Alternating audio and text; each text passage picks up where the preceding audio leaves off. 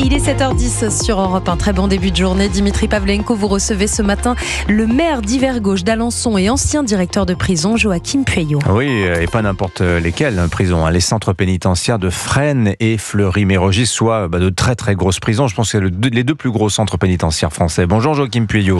Bonjour. C'est ça, Fresnes 2000 places, oui. Fleury-Mérogis 3500, plus grande prison d'Europe. Alors, on parle avec vous ce matin, Joachim Pueyo, de cette question. Faut-il rétablir les frais d'incarcération pour les détenus? Gérald Darmanin, ministre de la Justice, estime qu'en effet, les prisonniers doivent contribuer, compte tenu des investissements nécessaires dans le système carcéral, qui coûte 10 millions d'euros par jour. Alors, vous avez connu, vous, les frais d'incarcération, Joachim Pueyo? Oui, alors j'ai connu évidemment jusqu'en 2003 les détenus qui travaillaient, participaient à leurs frais d'entretien. Moi, je préfère le mot frais d'entretien plutôt que frais d'incarcération. Donc sur leurs produits de leur travail, à raison de, à l'époque, c'était 10 francs par jour. Vous voyez, c'était 1,06 €, 45 € par mois environ. Mais uniquement les détenus qui travaillaient dans les ateliers. Ceux qui travaillaient au service général ne payaient pas. Ceux qui étaient indigents ne payaient pas. Alors pourquoi ça a été supprimé? Il faut revenir un petit peu au niveau de l'histoire. Il y a eu un rapport parlementaire, je ne sais pas si vous en souvenez, dans les années 2000, du Sénat. Moi, je me souviens, j'avais accueilli les sénateurs quand je dirigeais Fresnes à l'époque. Et dans ce rapport, les sénateurs avaient demandé la suppression de ce prélèvement, estimant qu'il pénalisait les détenus qui travaillaient par rapport à ceux qui recevaient des subsides ou qui ne voulaient pas travailler ou qui étaient plus riches en réalité. C'est-à-dire que si vous aviez les moyens de ne pas travailler en prison, vous avez des moyens à l'extérieur, on vous prenait rien. Vous n'aviez pas de frais d'entretien? Il n'y avait pas de frais d'entretien. Je rappelle quand même que le travail a été obligatoire dans les prisons françaises jusqu'en 1987 et que depuis 87 le travail n'est plus obligatoire et que effectivement ça pouvait se comprendre lorsque le travail est obligatoire, lorsque un maximum de détenus travaillaient. On pouvait comprendre, et les détenus le comprenaient d'ailleurs. Oui. Or, actuellement, la mesure qui est envisagée par le garde des Sceaux, je rappelle que le code de procédure pénale indique que le produit du travail des détenus ne peut faire l'objet d'aucun prélèvement. Donc, il faut changer la loi. Et puis, les modalités d'application sont encore floues. Parce que, effectivement, est-ce qu'il s'agit de prélever sur les salaires des détenus pour ceux qui travaillent? Mais vous savez très bien qu'en France, très peu de détenus travaillent. 22 000 détenus travaillent. Sur les 80 000 qui sont écroués, donc c'est une première question. Et les modalités d'application, pour moi, sont encore floues. Oui. Et puis, est-ce que si une mesure... Pardonnez-moi, mais on a à présent aussi, Joachim Pueyo, à l'esprit, ces détenus de luxe, si je puis dire, ceux qui ont gagné des grandes fortunes dans le narcotrafic, et qui, pour certains d'ailleurs, en fait, sont aussi éligibles aux prestations sociales, parce que leur argent, ils le gagnent au noir, ça ne fait pas de l'argent déclaré.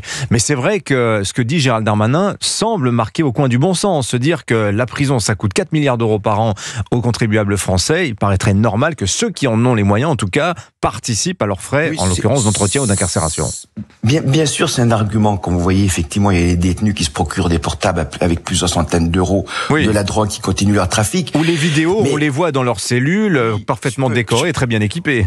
Je peux comprendre. Moi, j'attends un petit peu les modalités d'application qui sont encore floues. Parce que, effectivement, envisager une telle mesure, par exemple, dans les maisons centrales, dans les centres de détention, où là... les maisons centrales sont les peines longues, ce sont les peines longues. Voilà. Là où les détenus sont seuls en cellule, dans ces établissements, les conditions de détention sont meilleures.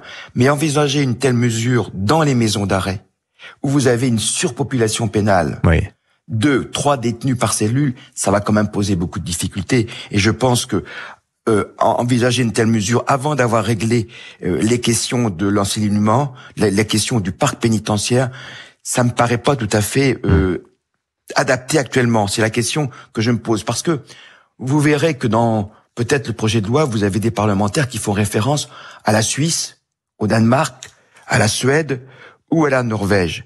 Mais vous dites des pays où on incarcère bien, correctement en tout cas, c'est un peu l'idée. Oui, voilà, parce que les conditions de détention sont bonnes. Au Danemark, les détenus sont seuls en cellule.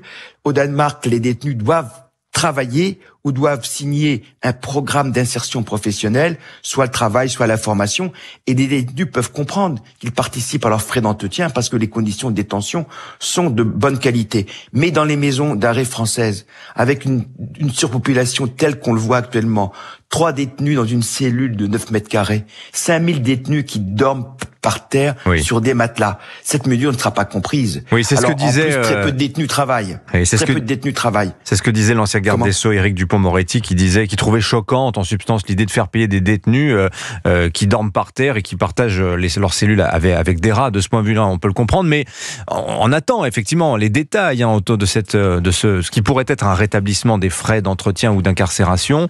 En tout cas, ça dépend comment c'est appliqué finalement, Joachim Pueyo. Oui, ça dépend comment c'est appliqué. Et pour moi, quand même, je préfère le dire ici à vos auditeurs. Je peux comprendre que, effectivement, quand je vois la façon dont les narcotrafiquants se comportent dans les prisons, c'est vrai que ça me choquerait pas qu'ils participent à leurs frais d'entretien. Mais pour moi, la priorité, c'est d'avoir suffisamment de place pour héberger les détenus dans de bonnes conditions. Donc, il faut continuer la construction des nouvelles prisons. 15 000 places. Le garde des Sceaux a annoncé 3 000 places dans des modules qui est bétonné. Ça pourrait être rapide. Je crois que c'est pour moi une priorité. Une priorité également, c'est de sécuriser les établissements pénitentiaires. Parce que actuellement, quand vous voyez que des détenus continuent leur délit pour lequel ils sont écroués en prison, ce n'est pas acceptable. Mais bien sûr. Le sens de la prison est remis en question. Et puis la sécurité, on pourrait parler aussi de la sécurité des agents pénitentiaires. D'ailleurs, Gérald Darmanin, absolument, la sécurité des agents et leurs conditions de travail également, qui est en difficulté. Et puis il y a un autre sujet, parce que quand on parle de prélèvement, moi je pense également aux victimes. Et aux parties civiles, vous savez, lorsqu'un détenu a un pécule, par exemple, de 300 €, il y a un pourcentage qui doit aller envers les victimes. Oui. Et je pense que là, il y a du travail à faire parce que la mise en œuvre, elle est difficile, elle est pas efficace. Et donc, par rapport aux victimes, là, je voudrais qu'on y travaille énormément. Voilà, parce qu'effectivement, la mise en œuvre est difficile. Voilà les questions que moi je me pose. Moi, j'ai vécu effectivement à l'époque qu'on prélevait sur le produit du travail. C'était pas pour ma part choquant à l'époque, mais il y avait plus de travail dans les prisons dans les années 1990-95 qu'actuellement. Donc 80 000 détenus, 60 000 places, très peu de détenus travaillent, c'est 20 000 détenus qui travaillent. Donc si cette mesure s'adresse uniquement aux détenus qui travaillent, eh bien, elle sera pas juste.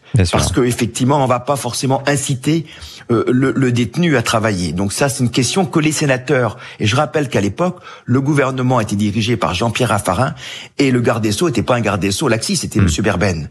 Donc c'était un garde des Sceaux qui appartenait d'ailleurs à la même famille que Monsieur le garde des Sceaux actuellement. Vous voyez, donc c'est un débat qui est intéressant, mais je voudrais qu'on examine la mise en œuvre et qu'on règle. Il faut pousser, il faut travailler. Je sais que c'est pas facile de régler rapidement, mais la question du parc pénitentiaire pour redonner à la prison son sens. Son sens, c'est d'écarter, c'est de sécuriser la société, mais c'est également de mettre en place des programmes pour réhabiliter, pour insérer le détenu, comme on le fait en Suède, comme on le fait au Danemark, comme on le fait en Norvège. Merci Joachim Pueyo. Priorité pour ma part. Merci d'avoir été avec nous sur l'antenne d'Europe 1. Je rappelle que vous avez été directeur des prisons de Fresnes et Fleury-Mérogis, actuel maire d'Yvergauche d'Alençon. Merci d'avoir été avec nous ce matin sur Europe 1. Bonne journée.